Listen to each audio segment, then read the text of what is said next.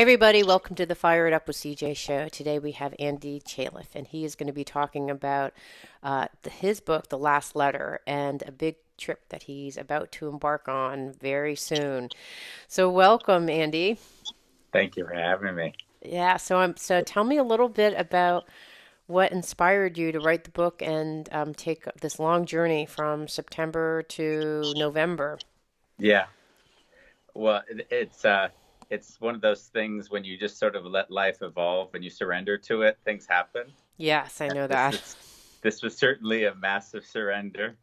It started with I got married about like June 11th Hmm. last year, Hmm. and it was a fantastic time and wonderful. And these peak experiences, you tend to say, what would I like to be doing differently, or where do I want to experiment? Because you have the big high, and then you kind of go to that. Okay, where do I want to be now? Hmm. And so, of all things, I decided to write a book. And had you authored any books before? I hadn't actually authored. I'd written a lot, but I hadn't authored. Okay. I've worked in marketing for many years, so the writing you do in marketing is usually short and snappy, Right. and it's a very different way of, or articulating yourself. Okay, So got it. I just started writing actually, and Wow. I wrote on the honeymoon because we took a 2.5 month trip through Europe, and I had funnily enough, my iPhone. I wrote in my bed at 3 or 4 in the On the morning iPhone? on the iPhone. I think in all it turned out to be 200 pages of just Oh my it, gosh. it was three. It was actually three. It was three. Yeah, say 3 months altogether. And then in those 3 months, every morning I wrote for 3 hours, right before my wife Wow. would wake up. And then I'd read her what I'd written, and I could see how she reacted to what was written if it was any good, because she's Wow. very sensitive. So she could kind of look at me and say, I'm not that doesn't I'm didn't not touch me. feeling it. Yeah. Yeah, I'm not feeling it. If I'm not feeling it, go back and do another one, Do Andy. it again. And she pointed me in some funny directions. She said, I'd love to hear you talk about certain topics that I probably would have totally avoided, right? But she's like, Right. no, I actually really want to hear you share, what was going on inside of yourself at that time. So I Hmm. wrote that book, and in the and it was a funny surrender because I wrote it not necessarily knowing what it would become. Right. You just said let's allow and see how far it goes. And what happened was after it was finally done in all the draft phases, and I was sending it out, my mind was blown away because the people that I was sending it to asked if they could forward it to others. Oh, So wow. So and this is I actually to never. get the book published, and so you're Well, sending it to publisher. that was to get it published. But when you write and you write, it was a very intimate sharing. It wasn't. I didn't try to present myself in any way other than the raw humanity of life. And what I saw was a lot of people could quickly identify with that raw, taking, messing up all the time, and yet still having the spiritual journey, and not trying to profess to be anything unique or special, or Hmm. because a lot of times what I found or have found is that you get a book by someone after they've gone through this journey, and the journey, you almost idolize a person in a way to think, wow, look at where they've Yeah, I'll come. never get there, or Yes. like forget about it. I was just going to give up even before I approach the starting line. It's like, wow, if I have to get there, that's a real benchmark. Right, right. So what I did was I sort of dehumanized myself as far as I could to show really what were the emotionally difficult things that I had to go through, and then all the shame and all of the difficulty of whatever was so hard to overcome.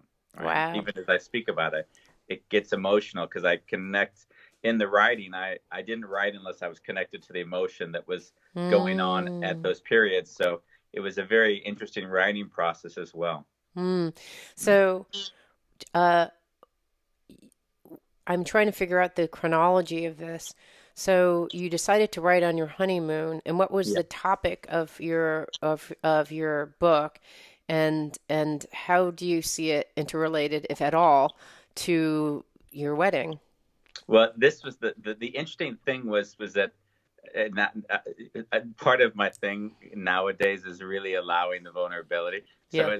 I may cry as I speak because It's it's not okay. I easy cry all the to share time. some of the, but the whole gist of the, I'm not a real believer in marriage. I kind of see it as an arbitrary union that Okay. it's almost, I feel like the government has more control over me. I have to make decisions based on other people. So Right. I don't necessarily have that idea that I need to marry to fulfill an obligation to society. Right. Like, so, but I'm together with this incredible woman who I've been with for 10 years, and she's been married once before, so she didn't really have a need to be married either. But what happened was she was one day playing with my mom's wedding ring, Hmm.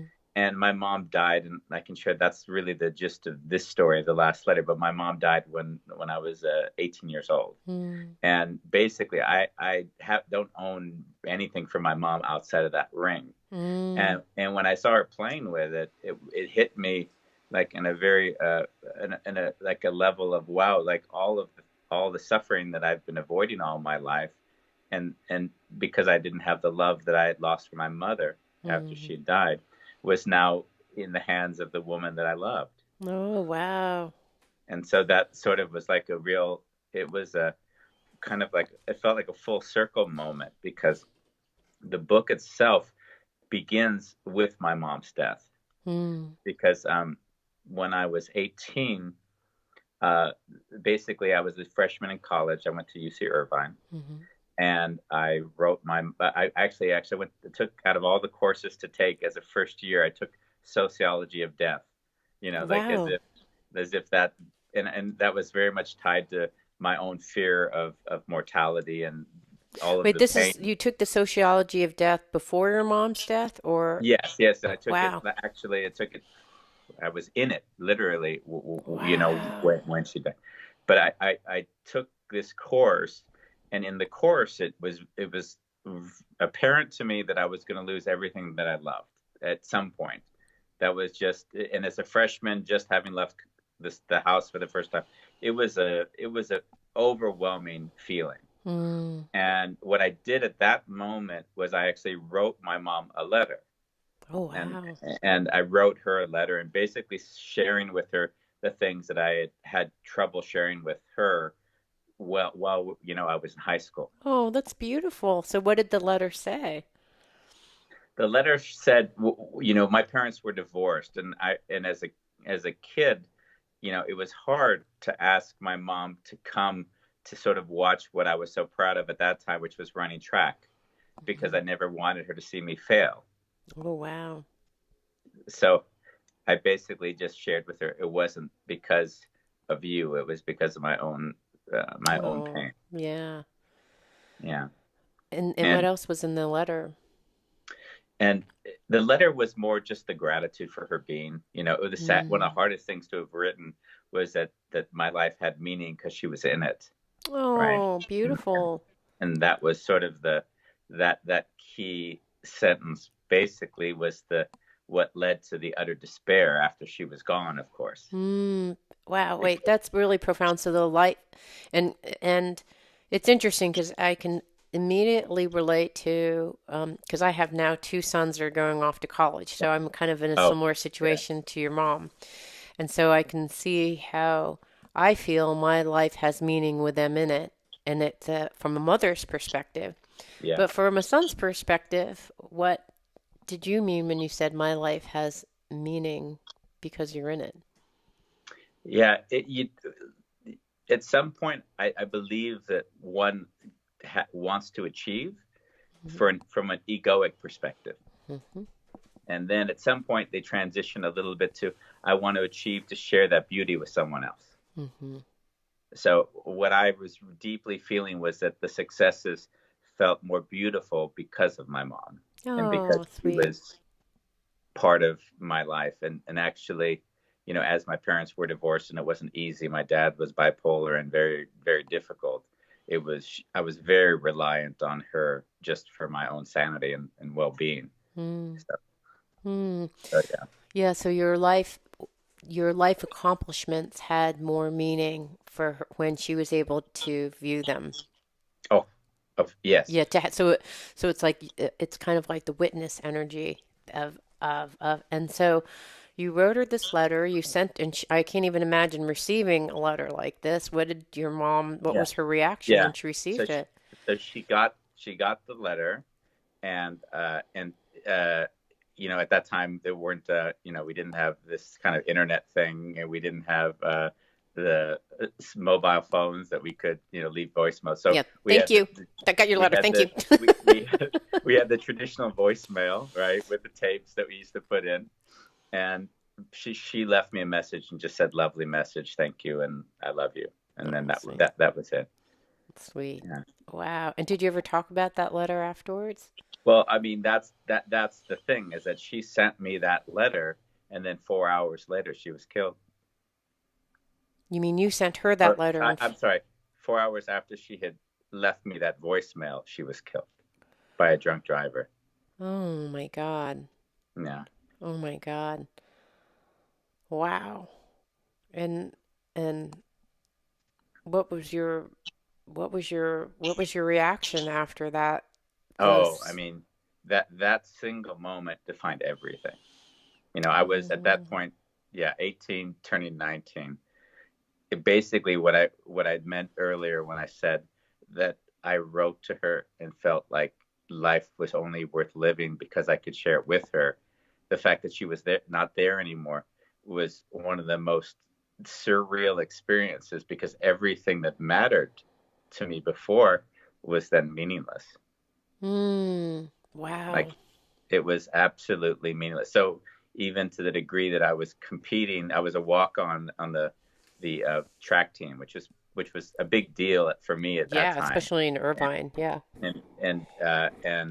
and because of injuries and people not necessarily performing as well, I got to be on the team that was traveling and going to the big competitions in the conference finals. And in the conference finals, at that point, I did quite well and placed, which for me would, say, prior to my mom's death, would have been like a lifelong achievement. Right. But like, to sit to have achieved it and to have it mean really nothing to me was one of the most painful experiences, because then it was, now if this doesn't mean anything to me, if the one thing in my life that I imagine would be so incredible means nothing, then what do I want from this life? Wow. Wow. Yeah, interesting. I'm paralleling it with my life. My dad died unexpectedly of a heart attack, Yeah. and I've always said all the things that I wanted to say to him. But for me, the meaning that he had in my life was just the kind of grounding and the love and the support. And so when that was Mm. gone, it felt like all that was just kind of washed away. And Yeah. then and then I could look at all the things that I had done similar to your track event and go, this is just, in the big picture, this is all Yeah. utterly meaningless. And for me, I felt like, what the heck? My whole life is stupid. From that point on, everything, I looked at all the stuff I was striving for, what I was planning on doing, and it just seemed utterly meaningless. And that Yeah. so I understand. So what did life look like for you after that point? Well, the interesting thing is that if anyone has gone through something like that, you go through, like, all the stages of death. You're Mm, just, the denial, the anger. Just, it was, at that moment, I can only describe it as life was over for me. mm, Like, that's like, life was over. I can't say, you know it was hard. I just say it was over. There was just, like, suicide was actually, I didn't see it as a bad thing. It was just ending the suffering. It's right. like, it's hard when you try to explain that ending suffering but that's what it was. It was just Mm, endless suffering, just mm, suffering. And at some point, you have to make a decision. Are you going to stay there, or are you just going to reinvent yourself? mm, Because clearly the life, as it was, will never be. So the mhm, question then is, uh, to what degree do you say, okay, I'm going to redefine myself as something totally different, mhm, or allow myself to say, okay, that Andy in that case is just gone, and I don't know who the new Andy is, but he doesn't need to be defined by anything in the past. Wow. And that's basically what happened, Right. right? That you thought 'Cause so apart the Andy 1.0 died yes. off with your mother's death and Andy 2.0 came up. And how was Andy 2.0 different? Well, 2.0 was interesting because 2.0, there was still like I was still, just out of my teens, right? Yeah. So there were still insecurities clearly and wanting to prove on one level, but there was less and less social obligation. There was less and less a need to fulfill any social obligation. So basically, I just said, okay, I want to experience life in a whole another light. At that point, I just went and figured out how to get out of the U.S. So basically, I left the U.S. at it would have been the day before my 21st birthday to go on an exchange program to study at the University of Sydney, Oh, which I okay. did. Wow. Okay. And then, literally from that age, I've never lived in America. So I've lived in 7 countries, but I'd never have actually returned to live in the U.S. since I was, then leaving at 20. Wow. So you went from Australia and then were you on a spiritual quest or what was the arc of your journey or were you just in surrender was the main theme? I would say surrender really was the main theme. In fact, whenever I didn't surrender, it got more complicated. So actually, it was surrendering was, there was a list of in that the last letter, the book is actually the story of traveling between these 6 and then the 7th country to describe what I went through in the process of my own spiritual development Hmm. and how the awareness of living in these different places shaped and formed my awareness of the world. So this is kind of the eat, pray, love kind of. I mean, Yes. I know you're probably sick of hearing that because people are probably trying to summarize your experience and someone else's, but like, Yeah. sorry, is it kind of like that? I haven't read it, but as far as I was concerned, that is exactly what it was. I mean, Okay. it was a journey. I think probably I'm not exactly sure because I haven't read that book, but in essence, what I did was I shared from the most intimate space I could what the journey felt like at that moment, which was really reliving a lot of those feelings over again, Mm, mm, which was quite weird in some ways. yeah. Emotions you'd put away, not having thought, but then kind of meditating into it and then allowing yourself to kind of Yeah. embody an emotional state to write from. But what's interesting to me is that, well, from my own experience, and I don't know if this is true for you, but there's kind of you leave the house, there's a version of you. You then become an adult, there's a version of you. Yeah. And at least with my own experience, you become married and there's yet another version of you. So it's interesting that at your wedding, you're kind of recapping the last chapter of how I would define it as CJ 2.0. Like, okay, CJ Yeah. 2.0, here's a recap of like where I've been. And now with your wife, moving on to, for me with my Yeah. husband moving on to CJ 3.0, which for me, I did it way less consciously. It was more like a drunken, you know, Yeah. drunken, like don't remember anything. And now I'm Yeah. coming into CJ 4.0 after 2 kids going like, what the hell? Like I just like blacked I think out, yeah, don't remember anything. it was imposed on you. Yeah, yeah. And now I'm like, what happened to CJ 3.0? It was just like, that was Yeah. crazy. And so, Yeah. so I'm doing something very similar with my life, which is to go back and kind of recapping stuff because there is Yeah. just the beauty. And what's interesting for me is going back and reviewing these things and there's like the first look at it, which is just the factual, like gut, Yeah. reaction to it. And then the next level, which is like, no, but what does that mean? And then you're like, whoa. And then you're like, wait, what does that mean? You're like, whoa. So you Yeah. just keep on going That's it. deeper. Yeah. And what was your experience similar when you kind of looked at that journey of your life to That 7 different countries? I mean, that was really it because the funny thing, I think someone told me you've really written the book in like 3 different perspectives. On one level, there's like this Interesting. perspective of the actual actor, the one in the play, then reflecting on the actor, and then reflecting on the actor, and then the reflections of how it is to develop on a journey of what you realize as you go through, a lot of the struggles that one goes through Yeah. when they're on a spiritual journey. Yeah. And the bigger, you mentioned the big Andy 3.0 version, and the 3.0, although there might have been some 2.1s or Right. 2.2s Minor upgrades. between, yes, was one of the countries that I did spend a lot of time in. I lived in Vienna, Austria for about 10 years, where I began the Andy kind of version that was very business oriented.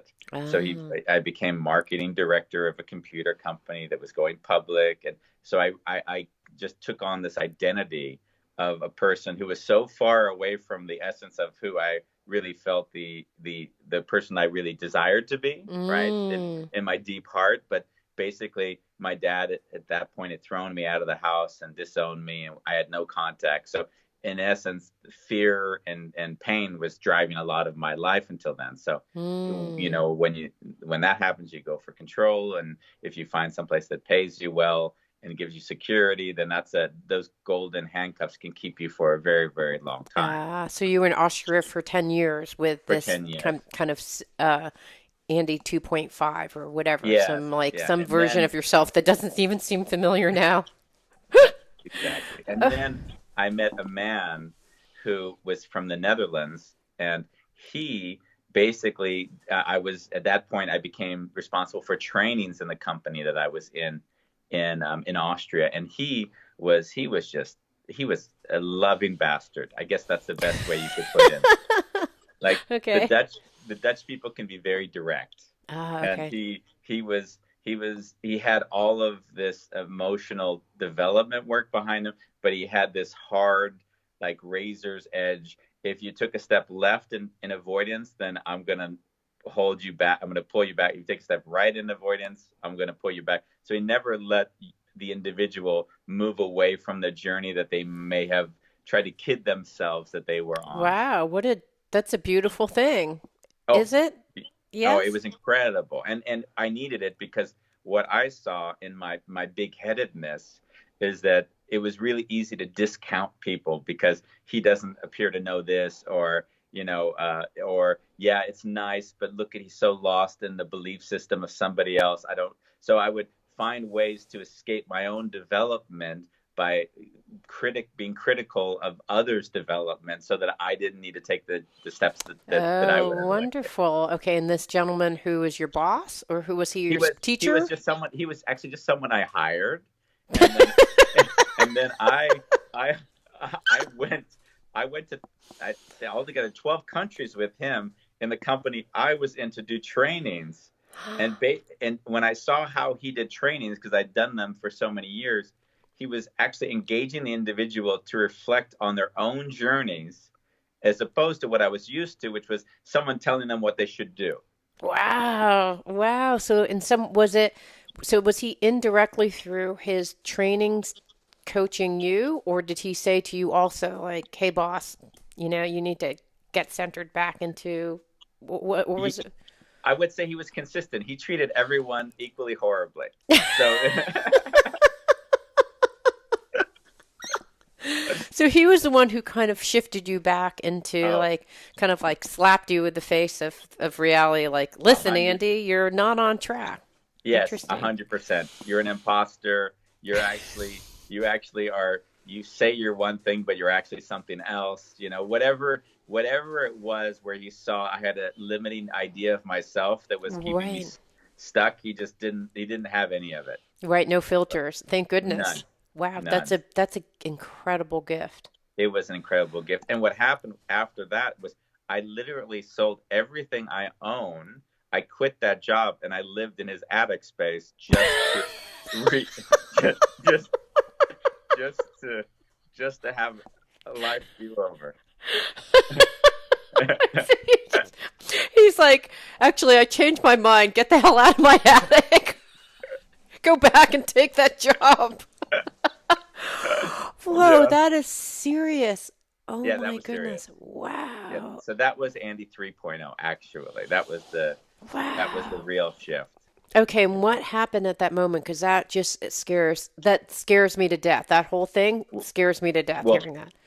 what I did was I said, Andy, I never wanted to be dependent on money because what I saw was that with money was compromise. Like, oh, if I need something, I'll compromise my values or the things that are important to me and just somehow just justify it in some form. Mm, And basically, I just said, I will not be working for money. Like, I will mm, decide how I want to work. And if I have to eat less, or if I have to like not live mm, on a standard that I was used to, I was not going to compromise it. mm. And that's Wow. basically what we went on that journey together for 10 years, he and I. Wait, you lived in his attic for 10 years? Or are you saying, Oh, no, no, no, no. I lived in the attic for maybe a year, year and a half until we got kind of adjusted. And then I moved into another space, which was a bit shoddy, but it was an upgrade. It had its own bathroom. So I right? didn't have to like, go to crawl down 3 flights of stairs to go to someone else's bathroom. Wow. Okay. So I want to go trace all the way back because a lot of this does relate. You said the theme is surrender. Yes. So, and you said when you didn't surrender, that's when you had the hardest time. So, what did surrender look like to you, and how did you know it was time to surrender? Like, what were the cues that you're like, yeah, Mm. You know, yes, um, if I hear myself walking away from pretty much anything, quite frankly, yeah. and then I know there's something lingering in the back of my brain that doesn't want to be dealt with. Mm. Like, I'm really clear Give on me an that. example so I understand what it feels like when it's walking away from something An for you. example would be, let's say, for instance, if I'm hurt by someone, Hmm. right? Not to start to, if I hear any voice in my head that goes into blame Yeah. or into trying to defend what I think I did or didn't do or should or shouldn't have done, then I'll go directly back into the emotion of it. And then from that space, speak vulnerably with the individual. Got it. Okay, Yeah. got it. So for you it's always it looks like denial. Like for me what it feels like when I hit a Uh-huh. surrender point, it's like resistance. I'm like a battering ram. Boom, boom, boom. The wall just doesn't move. I'm like, "Hey, before you just run into the wall again, perhaps you should think Yeah. whether it makes sense to run into the wall again." That's what it looks like for me, but for you it's denial. Interesting. I'm trying to piece together my head. There's basically when I'm thinking, my brain is pretty scattered. Okay. So when you speak and use those terminology, I can immediately identify with that. Yeah. You know, Yeah. it very recently with the cover design of the book that will be out soon. This whole, I mean, this the title of the book didn't exist 4 months ago. Wow. The tour didn't exist 4 months ago. Okay. So literally in the last 4 months, there are 60 locations that I will be giving sessions in that just transpired in those months. Wow. And Wow. I 60? know What the heck, man? that that's what I was just Wait, the and other do you day. have Cause an agent or did these just no, I mean manifest out of like the ether? that's what I'm. No agent. There's me. There's You Andy. sitting in Alaska No, manifesting yeah. 60 tour events. Oh my God. That's so good. Well, it's kind of wild. I didn't really, when you're so busy just doing this Yeah. and that, you don't even think what's happened. And now it's done. Wow, there's like 60 locations. This is absurd. Like I can't quite understand how that happened in that time frame. Yeah. But that was all the surrender. Everything was flowing and it just happened. And I sent you an email and you said, "Oh, sounds great. Let's see." Right. So there was a lot of, my wife says, "Andy, all you do is you kind of chum. You just throw it in the water and whatever the fish come, then that's great." And then there were a lot of fish that came. I wasn't the Yeah. only like Yeah, and then moronic fish that came to to nibble. and then what was really interesting, like basically a lot of people kind of filled the map.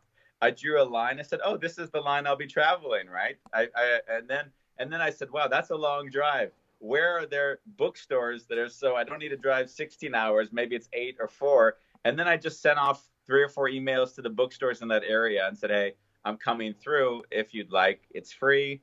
It's open. I can adapt it to the time you need." And people were very, very receptive to it. Yeah, absolutely. I You know? love it. What an interesting idea. So, what are you going to be talking about when you meet with people? Well, the idea is the book was the last letter, and as I mentioned, I'd written this letter to my mom that she received just hours before her death, and then I laughed because the book, after having written it and people liked it, I thought, oh, it would be great to, now that I see that it has traction, to support it. But there was this funny moment when I thought to myself, but I'm not really interested in doing a book tour. I mean, Right. how uninteresting is it to go and to talk about in front of people? My mind is now, oh, what I'd really love to do is invite people to write last letters to people that they maybe haven't written those to. Oh, wow. So I'm going to come to your East West Bookstore event. You're going to be coming to East West Bookstore on September 5th from 7 to 8:30. So I'm going to Yeah. go and write the letter that I always wanted to write to X Yes. person before Yeah. and send it, or what's the whole idea? Or Well, like, that's the whole thing, is that now this is all an invitation. yeah, Andy, The what re, did you start here? that's kind of where, you should see my wife looking at me like, what are you getting into today? Like, like, you said it was a book and now you're gone for 3 months, and now you're, and so, yeah, it is really inviting people to write to someone that they may have had a hard time writing to in the past. There's both sides of it. There's the people that I love that I might have difficulty just writing to because I'm always feeling that they love me. They know that I love them anyways. And then you have the group of people like my father was to me, Hmm. of people you really have a hard time loving. Hmm. So it would really be my desire to invite individuals to, if for a longer session, to Hmm. invite to write a letter to one that they actually do have strong feelings for and don't feel any resistance. And then for the ones that have strong resistance and basically a therapeutic moment of sharing, maybe they weren't perfect, but there were things that you really took away that you gained from in your life.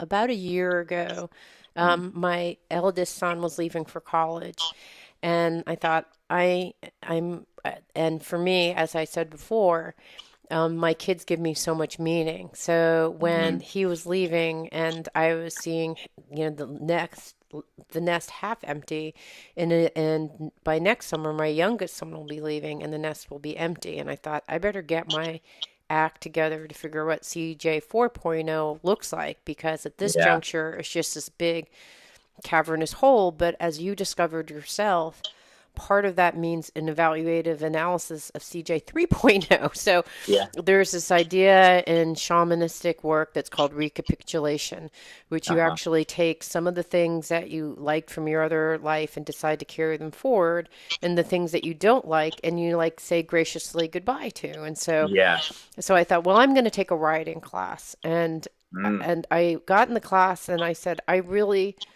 got to, I was meditating. I kept on praying to whoever you think's out there. For me, it's like consciousness, God, whatever. I Yeah. kept on praying, what should I do? What should I do? And I kept on getting, it's like, what would be in the highest and best interest of myself? And I heard writing, and then be like, okay, so tell me, what should I do? What could I do? And they're like, writing. I'm like, okay, so tell me really what you really want me to do. And then finally I thought, no, you're just an ingrate. If you go around just like praying and asking, and then you get an answer, it's like that one thing And then about, you're like, yeah, it's like can you the write the joke. essay for me? Yeah, exactly. The joke about the person who's like, they're like, well, God, please save me, and they're on the top of a roof, and like God sends a helicopter and all the stuff. And they're like, well, God, same kind of thing. So then I Yeah. thought, either you better get writing or just stop asking, because it's just rude. Yeah. So I decided to write. And when I was writing, I was really hard for me to write. But when I wrote letters, it was so like everything just flowed. So I wrote a letter Mm. to my son, and I wrote a letter to my Nice. deceased dad, and Yeah. to just, I guess, echo your idea, is that the power of that idea is that there's just so much. It's just generated in Yeah. writing that letter, and it's such a catharsis. at least for one person. I hope two people, but at least Yeah, at least for me, it was yeah. the catharsis I of mean, yeah. the one thing I know is in the writing, you'll also see where you yourself haven't come to peace with certain things. Yes. It exposes Yes. itself very quickly, of course. Well, I've been Yeah, trying to write about my dad's death, and so what happens is I write it, and it goes in like these like weird directions. And I go, and then I'm like, okay, I can't even write this anymore. I can't finish this letter. I can't write it. yeah, And then I start writing another thing, and it goes in some other direction. And then I'm like, wait, didn't I write something before? And I'll read the two pieces, and they're like pretty similar. Like I'd say yeah. 60% similar. And I thought, I'm just like a raving lunatic repeating these same stories You know what I over tend to and see over. there? Yeah. What I tend to see is that in the repetition of a story, it tends to come from an emotion that hasn't been released in the actual Oh, undercurrent of yeah. the stories. So I tend to Yeah. ask the people like, what is it the thing that's hardest to admit, or how if you had the chance to say the thing that would be closest to what you're feeling, what would that look like? Yeah. For me, that the answer would probably be that it means nothing. You know what I mean? Like you're trying to make meaning out of all these things. And for me, I'm a meaning maker. And so Uh-huh. probably the thing I don't want to admit is that the whole thing is Oh, meaningless. oh Because then wow. it's like, oh Lord, now Lord help me. You know, like so. Yeah. But I bet that's at least what came to me intuitively. So I think that's really interesting. So it's And then from a coaching perspective, not that we would go there, but at least yeah, I would share with you that what I would usually invite people to do in that situation is it is meaningless and it's okay. yeah, yeah. It's funny. There was a gal in the writing class that I have that came to the Mm. recognition that life is meaningless, and it really perturbed me. But then, Uh, and I think that must be why, because on some level, there is the Tao of life, which even with, the best, meta scoping out perspective, you just can't possibly understand what the meaning is. And sometimes life is seemingly meaningless. And to yeah, just be able to say, yeah, it's meaningless. Your mom got hit by a yeah, car. Why did that happen? Why did it happen right then when you were taking an intro to, sociology and yeah, death? Why did that happen right before she could see you, get that, why? yeah, And sometimes there is no why. There's yeah, absolutely no why. There's no freaking yeah. why. That why will lead you down some dark holes that don't actually have any answers. I know, but like that's the thing that I probably don't Yeah, want to admit. And yeah, but it's interesting. I'm glad that you asked that question because that is the power of writing a letter because you just kind of I yeah, guess I keep on hitting some circuitous path because what I'm hearing you're proposing is that there's something that I just don't really some reality that I don't really want to yeah. really recognize. Okay, well, we'll see if now knowing what that is, if I can Uh, finish that freaking article because it's taken so long. That's uh, interesting. So you're going to be talking about last letters, and that's going to be, and so I'm assuming that in your theme of surrender, you have no idea what's going to happen. Do you know? Is it structured, or is it going to be kind of like, it's well, what I don't want to do is I don't want to ever get bored. So I myself do not. I mean, if there's anything, if I feel that I'm doing a repetition of this over and over again, then it'll become, in the words, meaningless to me. okay, got it. So it's not a selfless act. Actually, I want to be there with people and I don't want to impose on them. I actually am inviting them to meet one another wherever I see them willing, able, capable of connection. So I mean, I've done my best to move into environments that would traditionally be maybe spaces I wouldn't go to. Right? Right. I've been dying to get into a prison, which has been a harder than I had expected. But I'll be going to an old folks home and into schools and into some unity churches around the states. Mm.